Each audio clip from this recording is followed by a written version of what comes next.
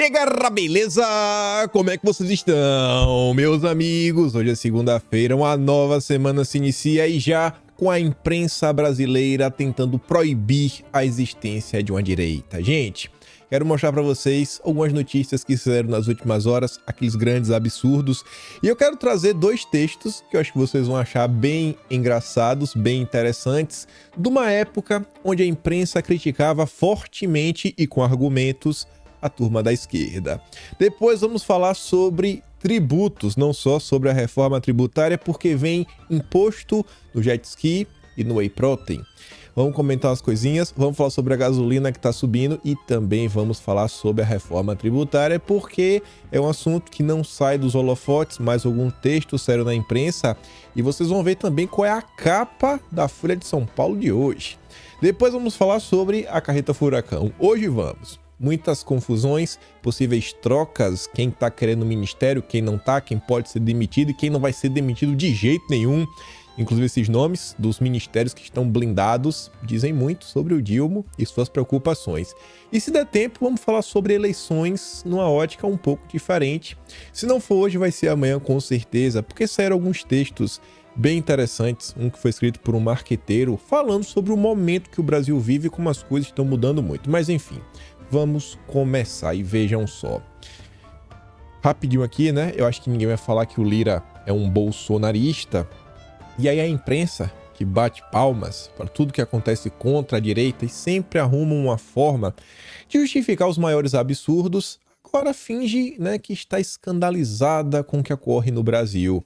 A Folha de São Paulo relata que o Lira obteve uma liminar para censurar reportagem do site Congresso em Foco. Mas por que censura? Porque é contra eles? Agora é censura? Isso aqui não é justo? Aí a liberdade para praticar crimes não existe, né? Não é isso que eles dizem? Não é isso que eles dizem? Aí agora que se vira contra eles, não, meu Deus, o que é que está acontecendo? A turma está começando a perceber. Um dia eles vão perceber que o problema é que mesmo eles não vão poder mais criticar algumas figuras com o passar do tempo. Isso se eles continuarem com toda essa máquina de perseguição contra a direita. Mas enfim, tá ali, ó. O Lira obteve uma decisão liminar provisória favorável na Justiça do Distrito Federal para retirar do ar uma reportagem do site Congresso em Foco, em que sua ex-mulher, Juliane Lins, o acusa de ter cometido, né, uma violência contra ela em 2006. A ação por danos morais pede indenização de R$100 mil e tem como partes a Juliane e o UOL, empresa em que o Grupo Folha possui participação minoritária, que tem o Congresso em Foco, uma relação comercial com independência editorial. E o argumento é o seguinte: o Lira foi considerado inocente da agressão, logo a matéria é lastreada em mentiras e não deveria estar no ar. E essa mesma imprensa que está aí agora, né? Meu Deus, o que é que está acontecendo? É a mesma imprensa que relata isso daqui com ares de normalidade. Ares realmente de normalidade. Gedel admite que 51 milhões em apartamento eram para a campanha. Uma foto clássica que circula sempre nas redes sociais, malas recheadas de dinheiro, notas de 150, sua grande parte. E tá ali, ó, em 2017, a Polícia Federal encontrou 51 milhões de reais escondidos em um apartamento alugado pelo ex-ministro Gedel Vieira Lima, em Salvador. Ele foi condenado a 14 anos de prisão, passou 1.010 dias preso e está em liberdade condicional. E agora, de volta à política, como mostra uma reportagem de Veja, publicada em sua última edição. Durante o processo, né, chegou a negar que a blusa pertencesse, mas depois disse que ia ser usada para campanha.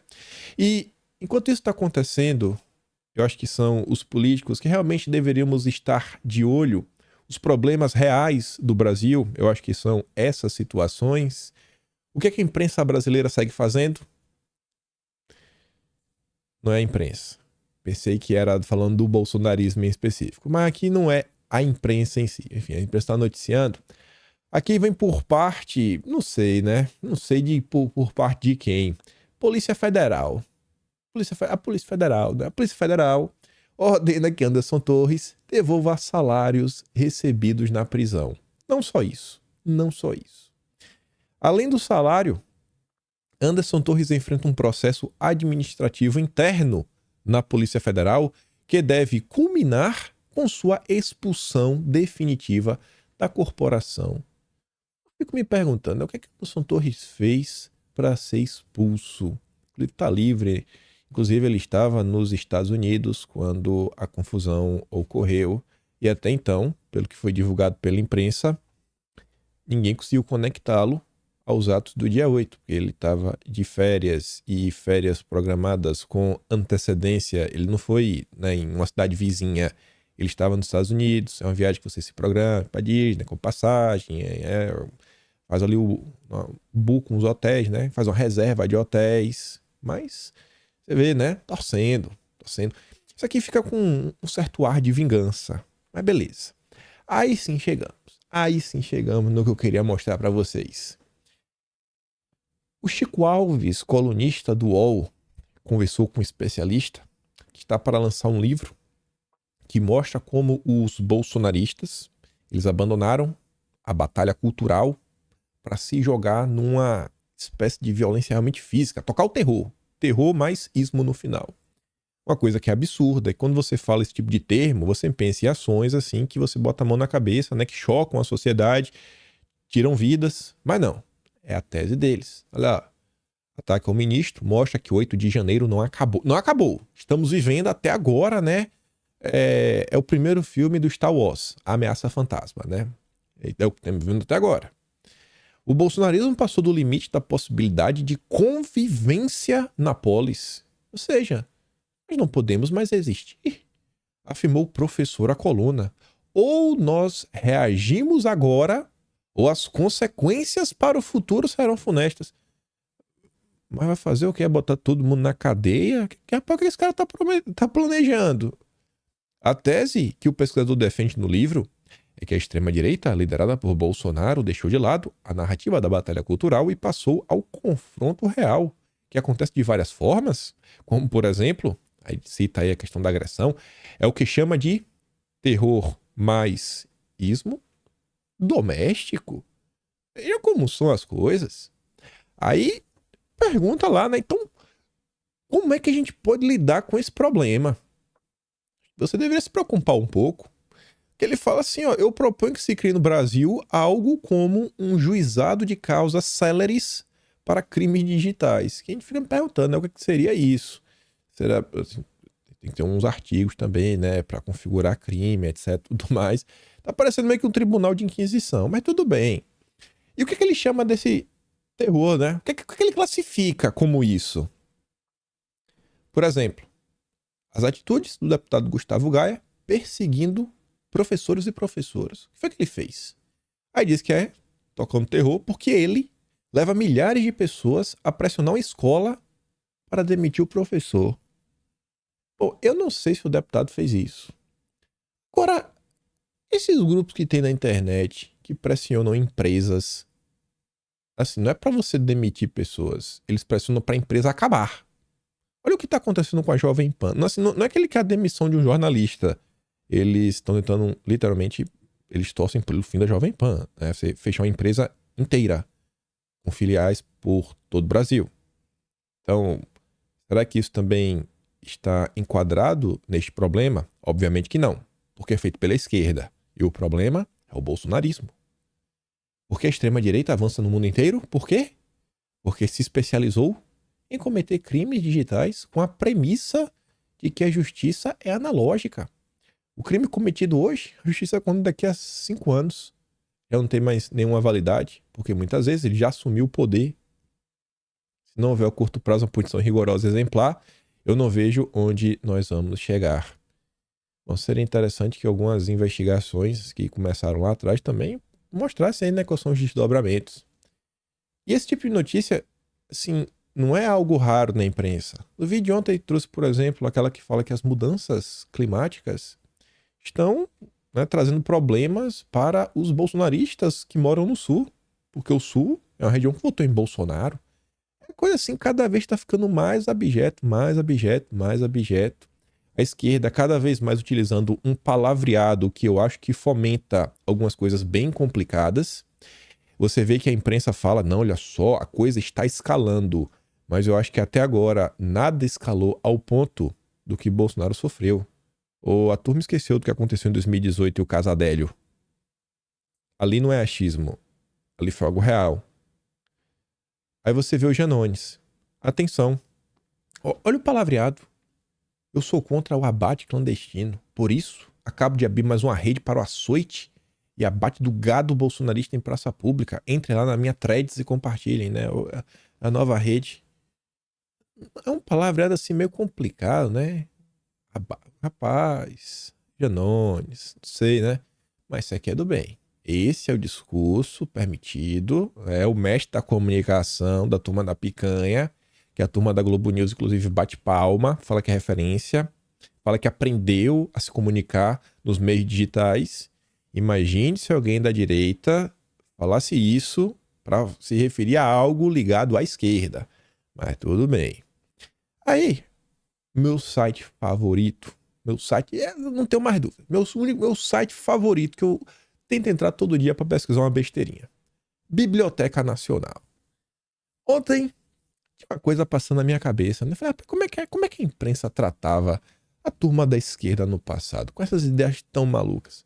E eu fui pensando várias coisas, né? Porque eu tentei primeiro encontrar uma coisa, né? Quando é que começa essa coisa de tentar rotular de extrema direita? O engraçado é que o que eles tentam associar nesses ismos e istas, a imprensa nacional, ela falava com todas as letras o partido, né, socialista, eu botava antes socialista a palavra nacional, mas se referia várias vezes, não tinha questão direita, etc, tudo mais. Eu falei, beleza. E aí, nesse meio do caminho, eu fiquei perguntando assim, rapaz, quando foi a primeira vez que a imprensa brasileira falou sobre Karl Marx? Essa turma toda aí, né, quer ou não, descende dele em maior ou menor grau. E aí eu fui tentar ver como é que a imprensa noticiava isso no passado, obviamente num passado muito longínquo, quais seriam os grandes problemas, coisas que hoje você vê diversas pessoas batendo palma e que o Lula segue fazendo. Aí eu encontrei essa matéria aqui de 20 de agosto de 1871, a reforma, né, do Rio de Janeiro. É um texto interessante que ele fala assim, ó: Mazzini, cujo amor à liberdade está mais que evidenciado, condena nos seguintes termos a funesta instituição da Internacional. Desde lá de trás, a turma da esquerda já tinha planos de dominação do mundo. Era internacional, que se tornou, né, a Internacional Socialista. Eu encontrei antes disso aqui também, né, nesses idos de... Essas são as primeiras notas. 1871, as primeiras menções a Karl Marx que eu achei. Em algumas notas de 73 e não sei se foi de 72, eles inclusive atribuem a Marx algumas confusões, né, uma revolução que rolou em Paris em 48, que é a revolução da origem dos povos, algo assim. Mas foi um momento que mudou o paradigma e fez o socialismo começar a ganhar, né, notoriedade e volume nos debates públicos. Só que veja que interessante, ainda em 1871, já em 71, a turma já sabia que ia dar errado, bicho. A gente estava seguindo um caminho muito perigoso. Ó, no meio do movimento normal dos operários, surgiu uma associação que ameaça aniquilar no seu fim, nos seus meios e no seu espírito. Eu falo da Internacional, a Internacional Socialista. Essa associação, fundada em Londres há alguns anos, e que a neguei a minha cooperação desde o princípio, é dirigida por um conselho. A alma deste conselho é Karl Marx, nascido na Alemanha, homem inteligente, mas de um espírito tão dissolvente como de Proudhon, de caráter dominador e zeloso de toda a influência, sem crenças muito sólidas, tanto filosóficas como religiosas, e cujo coração encerra, ao menos assim, o presumo, mais ódio que amor pela humanidade. E você vê que essa turma da esquerda, né, parece que realmente tem mais ódio do que amor, não pela humanidade, mas pelos bolsonaristas, né, que não, basicamente não tem mais o dia de permanecer, né, e participar do debate da polis. O Conselho da Internacional, composto de homens pertencentes a várias nações, nas quais não é a mesma situação do povo, não pode ter unidade de miras positivas acerca dos males existentes em cada uma delas, nem dos remédios que é possível aplicar. Vejam só, não dá para você ter soluções globais para problemas locais. 1871 já estava falando dos males do globalismo. Como a imprensa ficou pobre. E aí continua. Essa parte aqui que foi o que eu achei sensacional. É um textinho bem curtinho, bem direto. A Internacional tem exercido uma influência predominante, sobretudo no segundo período da última insurreição de Paris. Já conheceis a minha opinião sobre esta insurreição, acerca do seu programa e dos seus atos, que a desonram. O programa da insurreição não encontrou adeptos em França e Paris, pela primeira vez permaneceu isolado do seu movimento e sucumbiu.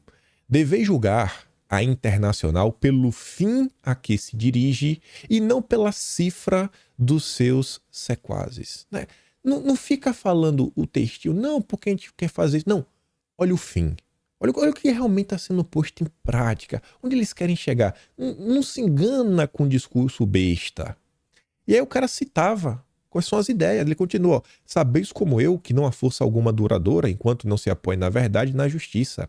Assim, pois, a Internacional está condenada a deslumbrar-se e já na Inglaterra, seu centro de ação, esses sintomas de dissolução se apresentam de uma maneira visível. Mas a mentira está indo longe. E ele falava, ó, as teorias pregadas pelos chefes e membros influentes da Internacional são, primeiro, a negação de Deus. Isto é base única, eterna, inquebrável dos vossos deveres e direitos. Você consegue ver a imprensa nacional criticando isso? Criticando uma posição onde, assim, Deus não existe, né? A fé não importa, é o Estado laico. Segundo, a negação da pátria e da nação, isto é, do ponto de partida em que deveis apoiar-vos por a salvo os vossos interesses e o da humanidade. Terceiro, a negação de toda a propriedade individual, isto é, de todo estímulo para produzir tudo aquilo que nos é abundante e indispensável à vida material. A propriedade, quando é o resultado do trabalho, representa a atividade física, do mesmo modo que o pensamento representa a atividade da inteligência. Estas poucas palavras devem servir para vos fazer entender que a Internacional não pode, por forma alguma, ser útil à vossa causa. Hoje, eles tratam os bolsonaristas como o que existe de pior na existência do Brasil. E só para terminar nossa viagem ao tempo, mais um texto aqui de 29 de setembro de 1871. A Internacional, obra de Karl Marx. Né? Ocupa-se largamente, né, ele está falando um periódico da Internacional e faz a sua história. Até o ano de 1858, era o comunismo apenas um sonho de uma seita. Como eram vistos? Um bando de doido. Desde o movimento revolucionário de 48, vira-se, porém, em Londres, que era possível reunir esses dois elementos, né? O ódio, você vê, olha a motivação, o ódio. Karl Marx quis converter a realidade à utopia, colocando-se à frente de uma conspiração vasta, cujo objeto era criar o comunismo prático. Corria o tempo, aquela seita, ao princípio latente e indefinida, converteu-se na mais potente de todas as sociedades secretas. A imprensa que hoje coloca a direita como a pior coisa que existe, o que é, senão, o desdobramento exatamente da turma do Marx, que no passado a imprensa apontava, cara, olha os problemas, onde eles estão querendo chegar. E uma das coisas que o Marx pregava era impostos progressivos, porque através dos impostos ia tirar tudo que o cidadão tinha e não ia ter mais propriedade privada, aí sim o Estado ia gerenciar todas as coisas. E parece que o Dilma realmente aprendeu isso. Porque você vê, Jet Ski Way, o governo Lula vai reverter desonerações de Bolsonaro. O jet ski eu até entendo, quer tirar, tira. Beleza, vida que segue, vida que segue. Agora, o governo que está preocupado com o imposto do pecado, que quer tributar o que faz mal para a saúde, pô, o governo do Dilma não devia continuar com isso daqui? Porque o whey, em tese, né, é utilizado como suplemento alimentar, não só para aumentar a performance de atletas, mas também de pessoas que estão com alguma dificuldade, está com uma suficiência de proteína, né, molécula estruturante da vida, que não existe sem ela. Não, o Dilma não está preocupado com isso. Aí você vê, acuse-os do que você faz. Na avaliação do Ministério lá do Alckmin, né, da Desenvolvimento do Comércio, as desonerações foram populismo tributário e têm um potencial de comprometer a indústria nacional. Eu acho que populismo é isso daqui. Tá jogando pra torcida, pros seus próprios eleitores. Na verdade, isso aqui é revanchismo tributário. O impacto fiscal da reoneração, porém, tende a ser pequeno. É só pela revanche. Só pela revanche. Mas qual o problema? É o bolsonarismo. Esse sim não pode fazer parte do debate público. Haverá ainda a retomada do imposto de importação de produtos plásticos. Vejam só, rapaz. Vejam só. O governo constatou que a desoneração, também promovida por Bolsonaro, acabou por prejudicar os catadores de recicláveis ao facilitar a compra de sucata do exterior às coletadas por brasileiros. Será que é por causa disso mesmo? Ou será que é por revanche? E para aumentar um pouquinho a arrecadação, né? O governo está atrás de um dinheirinho. Tá atrás disso, né? Aí o Estadão me surpreendeu com esse texto aqui. Título bem sugestivo: o pagador de impostos, ou seja, o povo. A política extrapola o orçamento, excedendo seus limites e comprometendo o próprio funcionamento da economia em prejuízo do pagador de impostos. É um texto onde eles estão criticando a forma como a reforma tributária está sendo colocada, atropelando, não trazendo a pessoa mais importante de todas para debater o tema, que é a população, pelo menos informar a população do que se trata. Aí lá para as tantas, acho que no terceiro parágrafo, mais ou menos, o Denis Rosenfield fala assim, ó: ademais, os formuladores da reforma vieram a criar um imposto seletivo, que muito apropriadamente veio a ser chamado de imposto do pecado. Caberia, portanto, aos governantes determinarem o que é pecado ou não, obrigando os contribuintes a pagarem por isso. Não somente devem pagar, mas devem ser punidos por suas escolhas numa espécie de furor religioso. Se uma pessoa qualquer exerce sua liberdade de escolha, né, bebendo, etc, tudo mais, deverá, para estes reformadores tributários religiosos, ser castigada. Aos governantes caberia determinar o que é ou não, ou deve ser não bom e saudável para o cidadão, como se fosse este uma criança incapaz de discriminar e decidir por si mesma. E outros setores, num ardil, terminariam sendo favorecidos por essa seletividade, como se fossem virtuosos. Quando você tira Deus da equação, aí vê isso daí. O Dilma se acha o demiurgo, né? A encarnação, né? É um ser divino na Terra. Por ele não tinha teocracia. Era ele no céu, ele na terra, ele em todos os lados. Eu sou Lula. Botar uma foto dele em cá, todo mundo rezar pra ele, pedir, né? É o pai Lula. É isso daí. É exatamente lá que se denunciava há mais de 150 anos sobre a turma da esquerda. Aí, para não trazer muito do texto, depois continuar falando o seguinte, ó. Consoante também com espírito supostamente favorável ao meio ambiente e contra o agronegócio, considera-se a possibilidade de tributar o que se chama inadequadamente de agrotóxico. Agrotóxicos são agroquímicos, são defensivos agrícolas. Remédios para plantas e lavouras, de modo que desta maneira as pragas são combatidas. São os equivalentes dos remédios para a saúde humana. E ele fala, o problema não está no uso, mas em seu excesso. Ele fala assim, o problema não está na sua existência, mas em seu excesso. É isso que você deve combater. Você não pode sair taxando só, calma, filho de Deus, calma que não é assim. Mas qual a preocupação do Lula? Qual é? É imposto, é arrecadação. Pra quê? Porque você gastar, tem que aumentar o tamanho da máquina, colocar os amigos, né? Os cabides de emprego.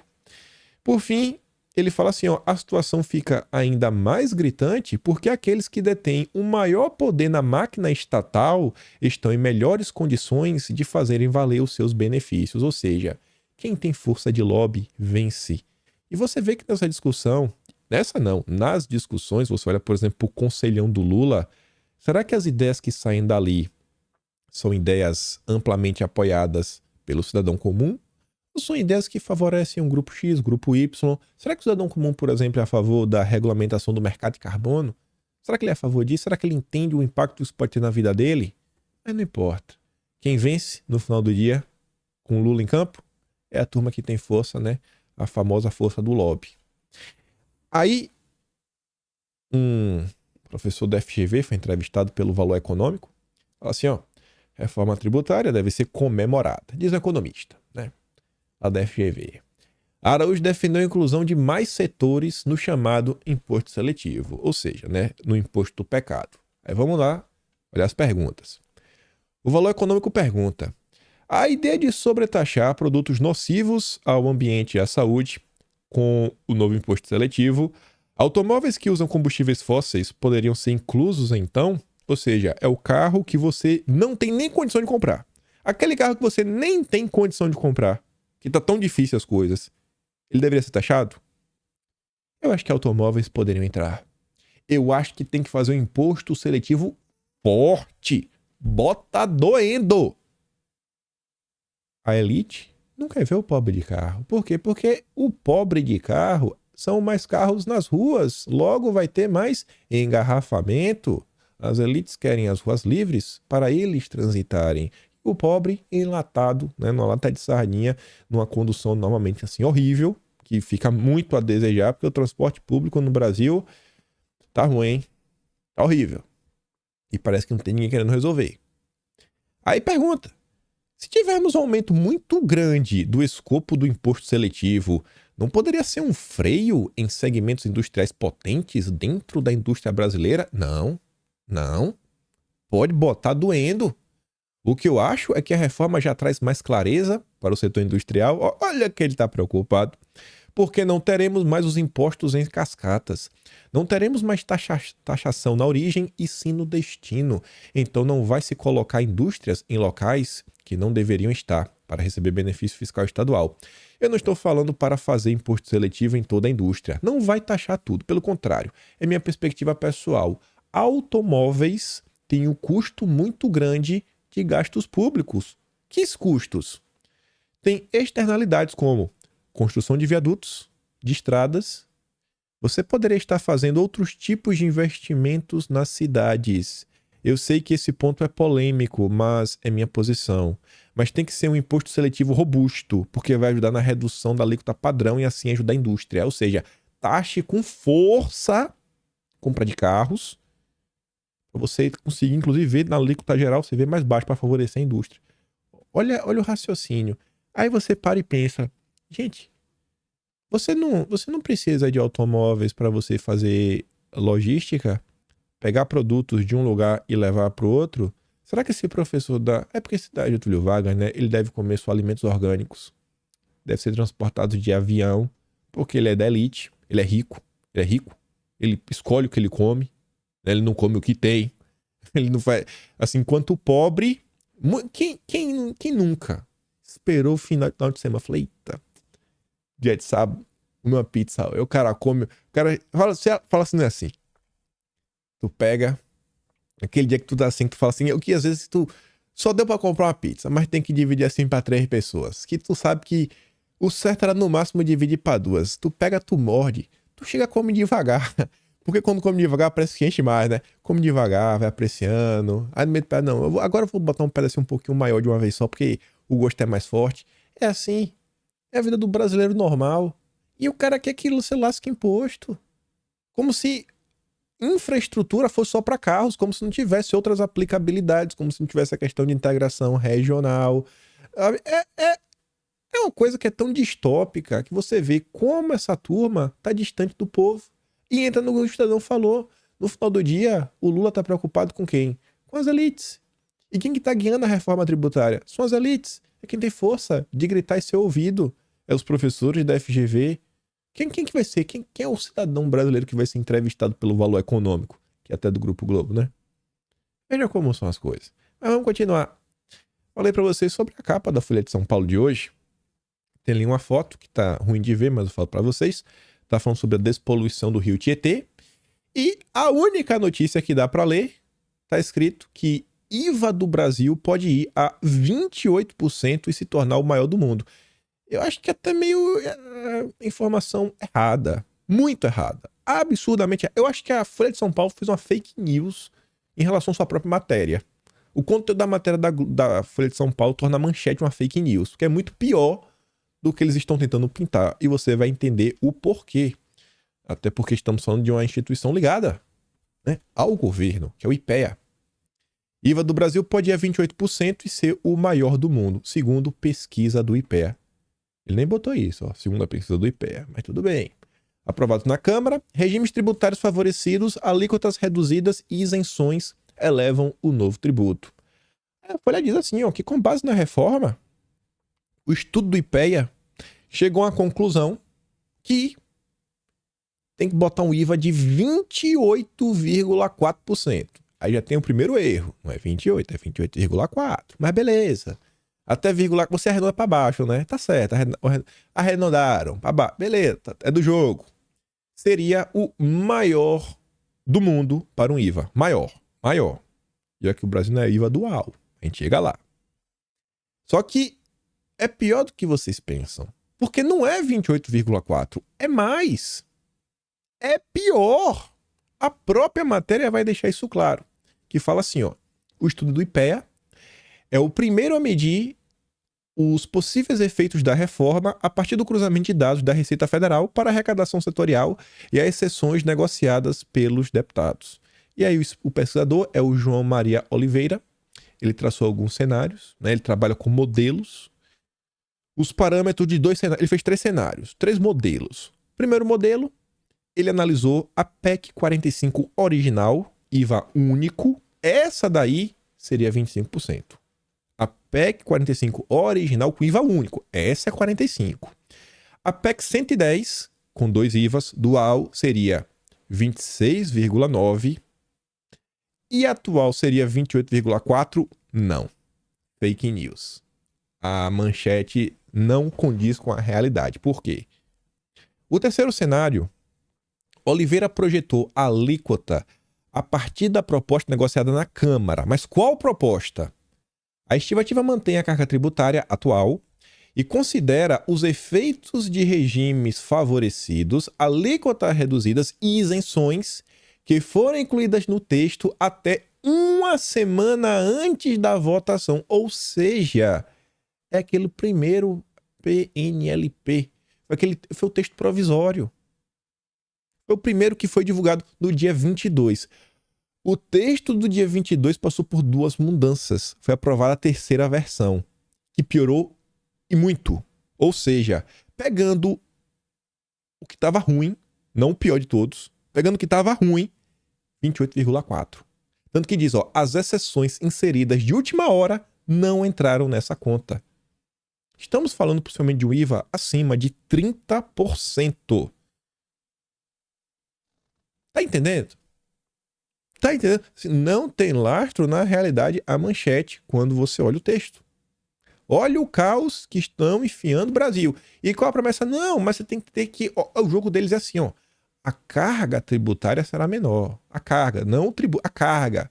Porque a carga seria, em tese, o que você gasta menos o que você tem de volta, como se fosse o crédito. Então ele se baseou no esquema do cashback. Você paga um tanto aqui, depois você vai ter um cashback. Será que vai ter? Como é que vai ser o cashback? Quem vai ter acesso, quem não vai ter? Será que na hora de você botar para as pessoas pagarem mais e menos, será que o cashback é a melhor ferramenta? Não seria melhor jogar isso aí no imposto de renda? Mas não, né? É o governo petista, sabe como é que as coisas funcionam. A conclusão óbvia é que quanto mais exceções forem oferecidas, maior será a alíquota efetiva para quem fica fora da exceção. Mesmo que fosse mantida em 25%, a alíquota ainda seria elevada para a média mundial. Esse é o percentual da Dinamarca, Noruega, Suécia, considerados estados de bem-estar social que oferecem serviços públicos de primeira linha. Em países com reformas mais recentes, a alíquota costuma ser bem menor, como na Austrália, 10%, Nova Zelândia, 15%. Aí, segundo os cálculos, hashtag confia no Haddad, se for aprovado o primeiro texto, não o texto que passou, o primeiro com essa alíquota menor, que não vai ser só 28, vai ser mais. Se fosse aquele texto, você podia esperar aí um PIB, um crescimento do PIB assim, em relação ao que já é subir de mais ou menos ali 2,3, coisa. Dessa forma foi aprovada, né? Na verdade, nem foi que foi aprovada, a versão 1. Em comparação, se você compara a PEC 110, você teria um aumento do PIB de mais de 4%. segundo o IPEA. E se você pegasse a PEC 45 original, lá para 2036 também, é muito tempo, você teria um crescimento de quase 6% de ganho. Então, realmente ia fazer uma certa diferença, mas adianta falar? Não. O Haddad tem outros interesses. E aí a Folha de São Paulo ainda destaca assim, ó. Conceitualmente, o IVA costuma ser um só e valer para todos os setores. É só um. A versão brasileira vai ser dual. O Brasil tem que inventar a roda, né? Haverá um para a União, outro para estados e municípios e o número de exceções extrapolou o usual. Ou seja, tudo no Brasil tá errado. Errado não, diferente. Abre aspas. No entanto, há muitas experiências no mundo com... Não existe muitas experiências com IVA dual. A mais notória é o Canadá. Mesmo a Alemanha e a Espanha, que têm sistemas federativos, adotam o IVA único. O Brasil vai sentir o efeito disso ao longo dos anos. Estamos apostando na genialidade do Lula e do Haddad. Qual a chance disso dar certo? Ela explica que trabalhar com duas legislações sempre abre margem para interpretações, dificultando a aplicação da norma no dia a dia e abrindo espaço para questionamentos entre fisco e contribuintes. Mas vai dar certo, né? Vamos ver no longo prazo. Ao longo dos anos. A gente faz agora, quando der errado lá na frente, aí deu errado, né? Mas beleza. Confia no Lula, confia no Haddad. Aí a Folha de São Paulo também soltou um editorial falando do Dilma, né? Pontuando que o grande problema, além da questão da reforma tributária, não é nem aponta como problema. Mas para eles, o que deveria ser revisto é o gasto. O gasto. O governo está gastando demais. E quando você olha para o cenário futuro, a tendência é gastar mais ainda. Não tem melhoras. Aí tá assim, ó. De acordo com o calendário político, né, administrativo, o começo terminou com a aprovação da reforma tributária, né? Foi algo importantíssimo. Mas o avanço histórico da proposta leva o otimismo quanto a longo prazo. Providências cruciais para a saúde da economia no curto e médio prazos permanecem motivo de incerteza e inquietação. Mais do que isso, o Dilma continua longe de obter credibilidade para seus compromissos e projeções de reequilíbrio das contas do Tesouro e redução dos patamares exorbitantes da dívida pública. O próprio Tesouro acaba de divulgar cálculos, segundo os quais vai ser necessário um extra 162 bilhões ano que vem, né, para zerar o déficit. Pouca coisa, né? Prepara o bolso. Isso corresponde a praticamente afirmar que a meta é inviável, ao menos com a orientação atual, ou seja, vai dar errado. Não vai cumprir, e ano que vem o PT vai mudar de rota, vai inventar uma desculpa, etc. A dívida vai subir, vamos pagar mais juros e mais inflação e... Meu Deus do céu. O erro de origem do governo petista, como se sabe, é pretender manter uma trajetória contínua do aumento de despesa pública, que começou inclusive antes da posse. A Folha até destaca isso. Estipulou-se com isso o propósito descabido de elevar em demasia uma carga tributária já exagerada. E estão aumentando. Eles vão aumentar. E além disso, tomaram medidas como o CARF, voltar para o governo decidir, ou seja, sempre definir contra o cidadão. Manda dinheirinho, tá precisando arrecadar. É muito improvável que o governo tenha sucesso mais do que parcial em sua senha arrecadatória. Eu não sei, viu? Nunca duvide do Lula. Como se nota por decisões e posicionamentos do Congresso. Não por acaso o Tesouro aponta problemas a serem enfrentados no lado dos gastos e opções possíveis. São problemas que não podem ser ignorados ou tratados à base de retórica demagógica, como se o imperativo de eliminar a pobreza prescindisse de boa gestão das finanças do governo. Enquanto houver risco de escalada do gasto e da dívida, o Banco Central terá dificuldades em reduzir juros, as empresas vão hesitar em investir e o país estará sujeito a um crescimento econômico abaixo do medíocre. Lula deveria se dedicar ao problema desde já. E aí a Folha de São Paulo devia, sei lá, botar ali um emoji de um palhacinho no final, né? Ou então um sorrisinho descarado, porque alguém espera que o Lula, com todo o seu histórico de agigantamento do poder público e dos custos, dos gastos do governo, qual a chance do governo petista reduzir contas, reduzir gastos? Zero. É 0,000%. Zero. Faz aí um editorialzinho aí pra tentar, né, limpar a barra. A Folha de São Paulo é cúmplice. Aí veja que interessante, né? O problema é o gasto. Realmente.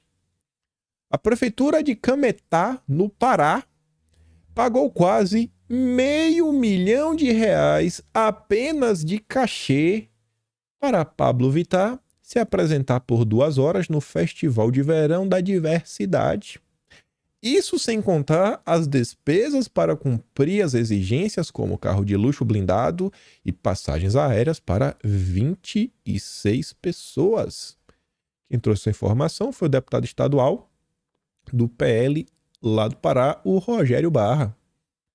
Não é pouco não, meu irmão.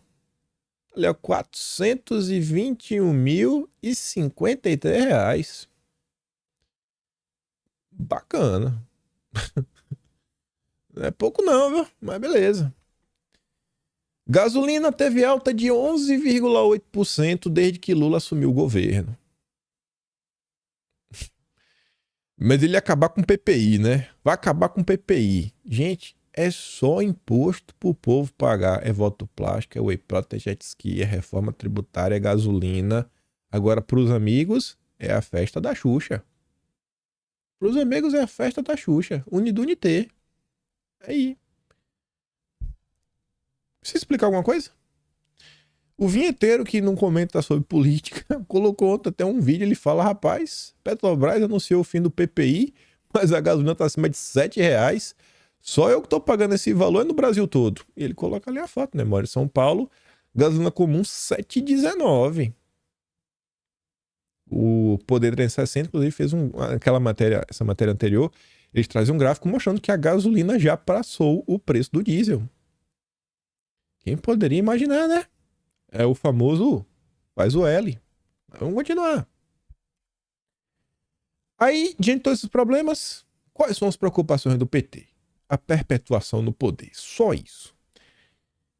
O Estadão fala o seguinte: Márcio França entra na lista de ministros demissíveis para Lula abrigar o Centrão. É a festa da Xuxa. E quem quer agora ser a Paquita é o Marcos Pereira. Marcos Pereira, grande Paquita, tem que pensar um nome pra ele, né? Você vê que tem um jeito, dá uns pompom pra ele ficar balançando lá na Câmara. O Ministério dos Portos pode ser entregue ao Silvio Costa Filho do Republicanos, né? Porque o Lula meio que negou o Ministério dos Esportes. Aí tá ali, né? Tá pensando em botar o Márcio França pra andar. Ele é apontado como um quadro para, eventualmente, ser limado. Assim, abrir caminho pro Silvio Costa Filho. O parlamentar nordestino é cogitado para a pasta de França após Lula decidir blindar o Ministério dos Esportes. Márcio França está sendo criticado por desconexão com a bancada na Câmara. Dentro do PSB, partido de Márcio França, afirmaram que o ministro está desconectado com a bancada, por isso, sua substituição não seria mal recebida no Congresso. Tampouco se aposta que o Geraldo Alckmin, seu aliado histórico e correligionário, compraria uma briga para defendê-lo. Aí fala na frente o seguinte, que para corroborar com o cenário, Lula tem resistências a Márcio França, nomeado logo no início do governo. E por que tem resistência? Veja quais são as preocupações do Lula. O petista entende que o socialista não se empenhou no segundo turno para eleger o Haddad para o governo de São Paulo, apesar da esposa do Márcio França ter sido candidata a vice. França tardou em abrir mão da disputa ao governo, seu sonho preferencial, para compor com o PT e lançar-se ao Senado, disputa da qual saiu derrotado por Marcos Pontes. Ou seja, o Lula é um poço de revanche e de ressentimento. Nem com o próprio aliado o cara consegue esquecer. Porque ele acha na cabeça dele que não trabalhou o que deveria. Como esse país pode dar certo? Como esse país pode dar certo? Aí a Globo News, o puxadinho do PT, fala assim, ó, bastidores da política, Centrão está de olho na pasta do Desenvolvimento, Indústria, Comércio e Serviço, ou seja, Ministério do Alckmin. Mas fontes lembraram que o Alckmin está gostando de trabalhar no ministério e que deseja continuar na missão.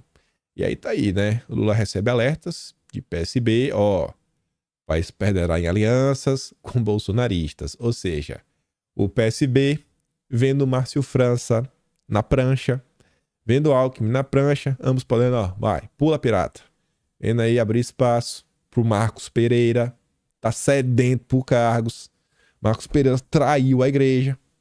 Traiu, né, toda a turma aí que deu uma chance pro republicanos. A turma, ó, Lula, fica de olho, irmão. O Carlos Siqueira fez um alerta na sua avaliação. O país, né? Será perdendo? Ô, rapaz, o Brasil vai perder. Se houver substituição de ministros aliados por políticos que apoiaram o ex-presidente Jair Bolsonaro nas últimas eleições. E aí Lula tá negociando, né? Negociando aí, quem sabe botar o Márcio França pra fora, o Geraldo Alckmin. Outro que é do PSB e... tá numa espécie de semi-fritura. É uma fritura que, na verdade, não é ninguém tá em busca do ministério dele. Mas... você vê, né? Que talvez isso aqui possa ser um motivo a mais pro Lula entregar um ministério pro Centrão. Assim, né, cara, eu vou entregar o ministério pra vocês, mas não fica enchendo o saco do Dino, não. Deixa o Dino lá, o Dino é brother, o Dino tá trabalhando, porque também é mais um do PSB, que é o seguinte: Flávio Dino, a nova estrela na constelação de desafetos de Arthur Lira. Pro Lira ficar de boa, não querer se vingar, o Lula abre espaço. Abre espaço pros amigos. Em conversas reservadas, ele culpa o Flávio Dino pela ofensiva da Polícia Federal sobre seu assessor e alega que o objetivo é mesmo atingi-lo. Por enquanto, restringe as críticas a Dino e poupa o Dilma, dando ao presidente o benefício da dúvida. Hoje, Dino está no topo dos alvos da ira, das reclamações e das frituras do deputado. Uma lista recheada de políticos de primeiro escalão. Eu acho que o Renan Calheiros também está aí. O Centrão quer a saúde para controlar uma pasta bilionária, com atuação direta nos municípios e, por isso, com potencial de render dividendos eleitorais. No caso de Flávio Dino, o pano de fundo é outro, meramente pessoal. A raiva do Lira. E aí, para tentar agradar, né? Pô, bicho, vamos ver. Você dá aí um espaço, outra coisa. Mas não fica com raiva do Flávio Dino, não. O Flávio Dino não acho que é um ministro que possa ser demitido. E outros ministérios que estão blindados, e que talvez seja por isso que o Lula vai chutar alguém do PSB. A Globo fez essa listagem, né, de quem tá blindado, que não cai de jeito nenhum. Tá Nízia da Saúde, tá Ana Moser no esporte, tem mais alguns. E que eu achei engraçado foi isso daqui, ó. Outro grupo tido como inegociável é composto por nomes vistos como símbolos do governo e que gerariam grande desgaste se fossem trocados. Quais são os dois primeiros nomes apontados? São nomes que sofrem resistência dentro da esquerda. A bancada dos Soros, Marina Silva e Guajajara. O Lula não quer desagradar o Jorge Soros. O Lula demite um aliado da esquerda, mas não demite a turma dos Soros. Tá ali o Silvio Almeida, que também é nessa turma aí que a turma reclama, né? Tá na área mais identitária, e colocou ali a Simone Tebet. A Tebet, eu acho que ele quer por perto para não dar nenhum tipo de justificativa eleitoral, de falar, pô, eu tava aqui trabalhando, fui chutada, porque eu sou mulher, porque o PT é isso, o PT não se preocupa, e a economia começa a dar errado, né? A Simone Tebet fala, pô, a gente tava no caminho, a decadência começou quando me chutaram para fora. O Dilma não é besta. Isso ele não é besta. Em negociação, Caixa e Funasa não vão aplacar o apetite do Centrão. Olha com as suas preocupações, gente. O Brasil tá de fora. Qual é a notícia boa para dar pro povo brasileiro? É só interesse para se perpetuar no poder. Em meio às movimentações, né, para consolidar uma base, influentes figuras do Centrão já cobram a fatura poupuda. É o Marcos Pereira. O Marcos Pereira não tá satisfeito, não. Ele quer muito, ele quer um ministério. E avisam que não aceitam nada menos do que ministério para confirmar a adesão à base do governo. O governo fez correr informação de que poderia ceder aos parlamentares cargos de segundo escalão. Caixa, Funasa, não, tá pouco. Queremos ministério. Aí tá ali, ó. Lula não admite sequer conversar sobre o Centrão com Ana Moser. Diz que teve encontro, ela foi conversar. Lula, você vai me demitir? Não faço isso não, Lula. Preciso desse emprego. Me deixe ser ministra. Me deixe ser ministra. Lula falou, não vamos nem conversar sobre isso. Valeu. Até segunda ordem, ela fica onde está. Lula vai achar outro ministério para ceder aos republicanos, do Marcos Pereira. Aí falando nele, saiu no Globo. No Globo. Espremidos por ala mais política, evangélicos pressionam por espaço no Republicanos. Deputados ligados à Igreja Universal reclamam de aproximação com Lula e buscam manter influência. Marcos Pereira chutou os evangélicos para sentar no colo do Lula. Não existe mais partido republicano. Pode até mudar de nome. Pode mudar de nome, pode chamar o Amoedo. Vai ter uma troca, né? Vai tomar pro novo, pega a turma do novo. Virou puxadinho do PT. Não fica bem para o partido essa eventual ida para o ministério. Temos nomes que não tem nada a ver com a igreja e não querem se aproximar de Lula. Cara, tá absurdo, tá acontecendo. Não é só porque é da igreja, não. Tem gente que não é da igreja, mas também não quer se aproximar. Marcos Pereira vendeu republicanos por Dilma. Matéria do Bernardo Melo foi um cara extremamente crítico a Bolsonaro. Veja que ponto estamos chegando nesse país. Vai dar certo? Eu acho que vai dar errado. E aí vai dar tempo de comentar. Não sei se vai dar para comentar sobre tudo. Mas ainda envolve algumas movimentações, né? Nesse meio tempo, a gente acabou de falar do Lira. Lira é do PP, não é do Republicanos. E aí saiu entrevista hoje de manhã da Tereza Cristina. Que a manchete é assim, ó. Se tiver PP no governo, não será indicação do partido.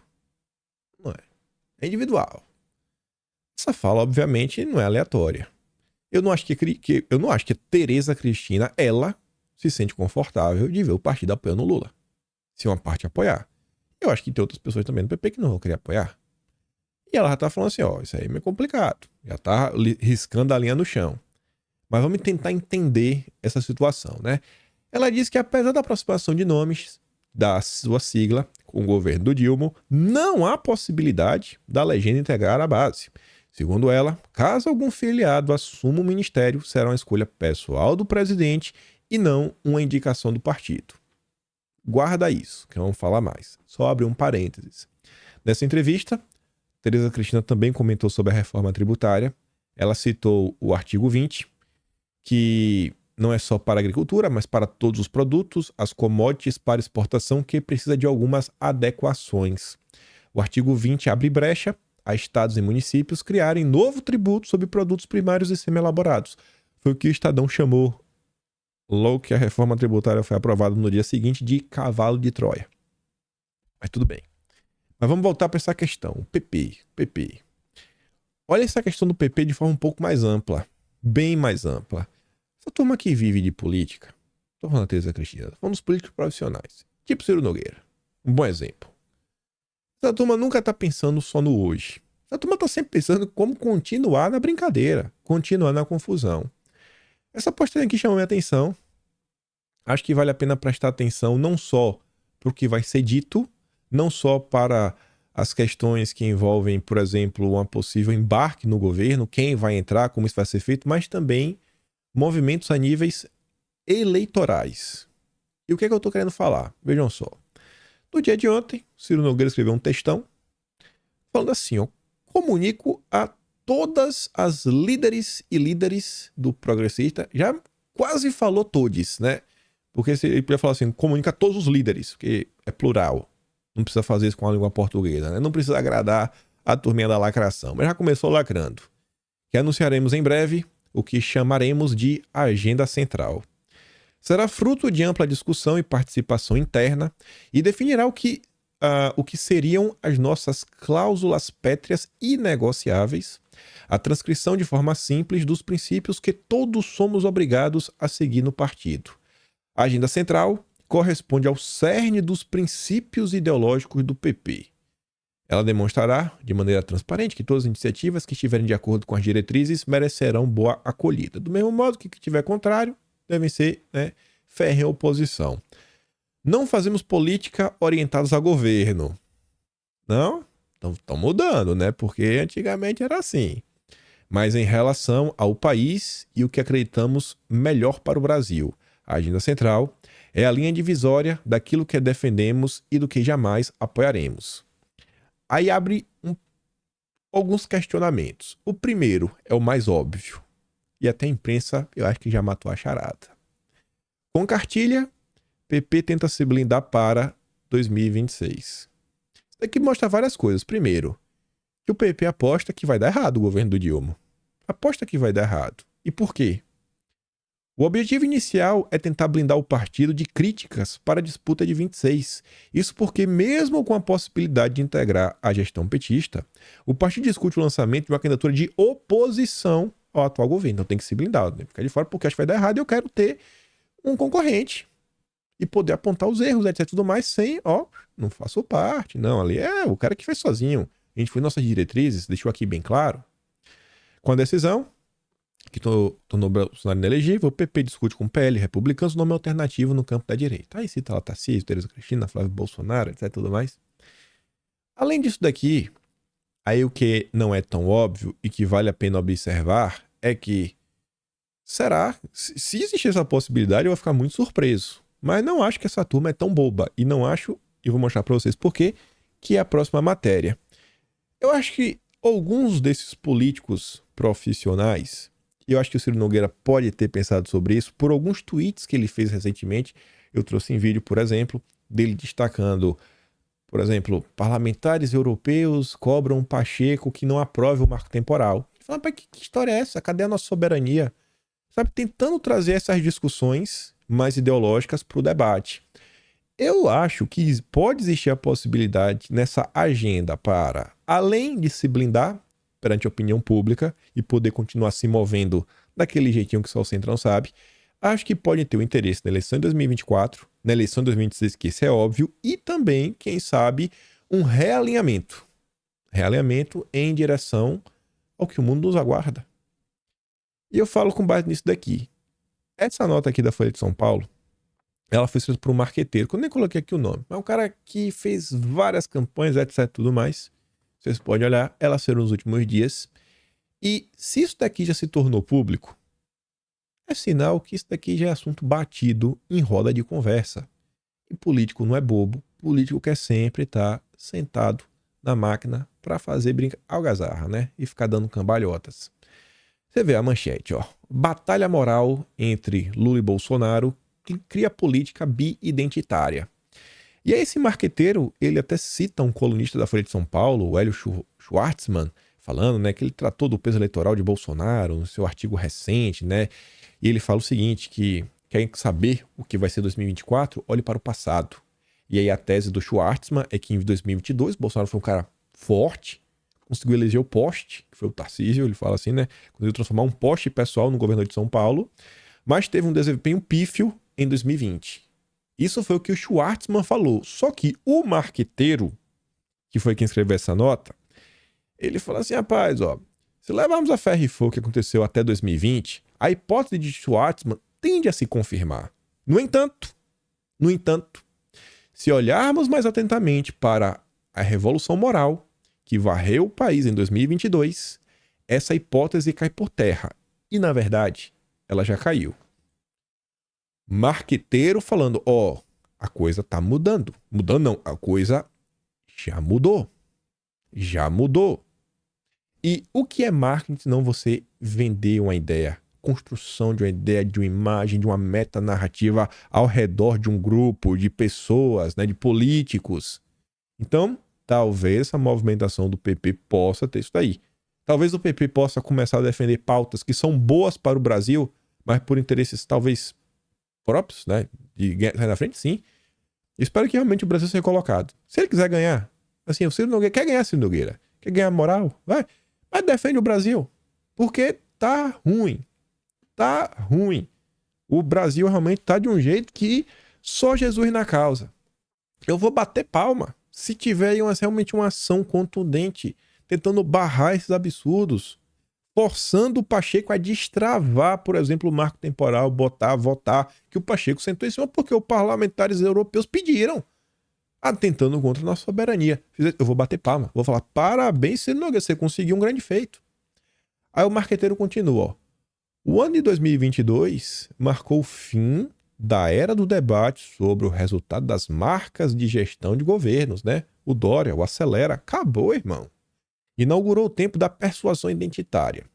Claro que muitos podem dizer que o debate calcado na identidade sempre existiu, PT, PSDB, etc. Ele fala, bicho, vocês estão perdidos, esquece isso. Ah, meu Deus, não é disso que eu tô falando, não é disso, acordem pra vida. O que vimos em 2022, contudo, foi identidade política como pilar de organização societária, o que já afeta as eleições municipais do ano que vem. A partir de 2022, a política eleitoral passou a ser organizada sob a perigosa, mas inescapável lógica religiosa. Esquece o que ele está falando, né? Tenta ampliar um pouco. Ele está falando, cara, que virou assim, ó. A pessoa está de forma bem clara.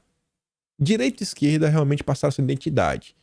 Sabe? Lula e Bolsonaro, são valores opostos, E as pessoas